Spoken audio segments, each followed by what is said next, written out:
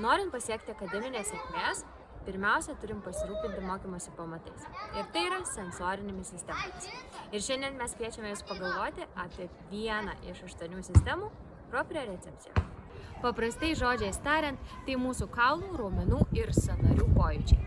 Jeigu turime iššūkių su šia sistema, matysime besiblaškantį, besimaskatuojantį, vietoje nenustygstantį, savireguliacijos stokojantį elgesį. Na, o kai tokį elgesį matome mes, suaugę, ką darom? Drausminam. Ar gali pasėdėti vietoje, ar gali nusiraminti. O vaikas ir viso labo bando save sureguliuoti. Miško mokykloje centrinė figūra yra vaikas ir jo poreikiai.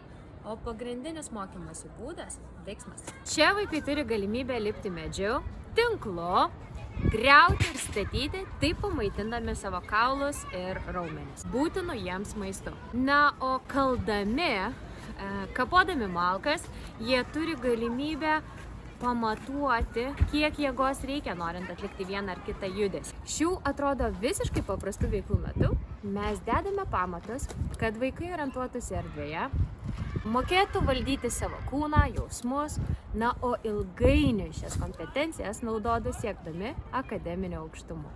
Tad įsiminkite, mokymosi pamatai – sensorinės sistemos.